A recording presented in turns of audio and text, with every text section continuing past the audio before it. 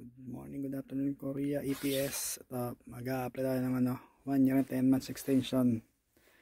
Dahil busy ang opisina, tayo mag-a-apply. Ito ang mga requirements natin guys. Check it. Application form, report, passport, Xerox, ID card,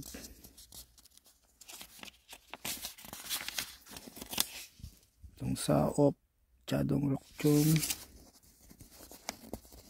certificate, period of employee, was work authorized as expired, kailangan niya ngayon. May in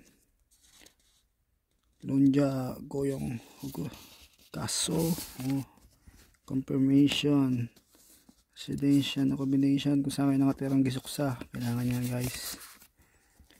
Eto pa, yan, hindi ko na set na tayo. Ayan, mga requirements ang dami. Tapos to standard labor contract. Yan. Okay. Tara guys, samahan ko sa Ansan Immigration. Let's go. Tara guys, pababa tayo. Mag-bike lang tayo papuntang immigration. Ito ang ating bike, si Giant. Tara guys, let's go. Ansan Immigration. Kita nyo, yellow. Game pa tayo, nakabike tayo. Ayan, nag-yelo, handaan na natin. Dahan-dahan lang tayo. Lamig. Nag-snow. Yelo ang paligid natin. Case lamig lang para sa 1 year and 10 months natin. Diretso tayo sa pagbabike sa Gojan Yuk.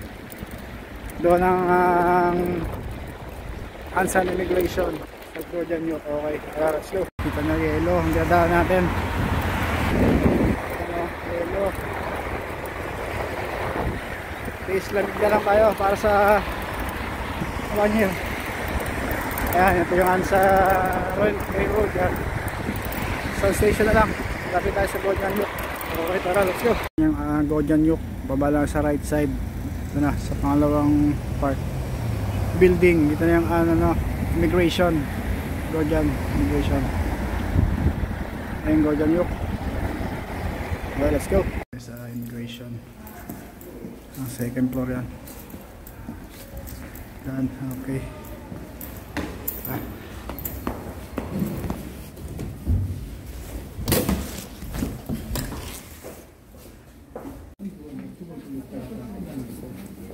Guys, babalik na naman tayo sa January 16. Balik tayo para sa stamping ng ating alien card.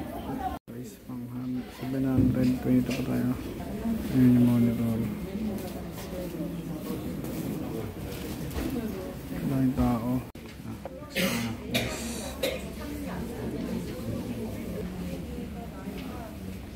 So ayun na nga guys, di tayo mabalik ulit tayo sa next month. Mayroon pag hindi nakayayak. At nga naka-online. Balik na naman tayo ay. Pero okay na, na-register na tayo ngayon sa alien card. Okay, thank you guys.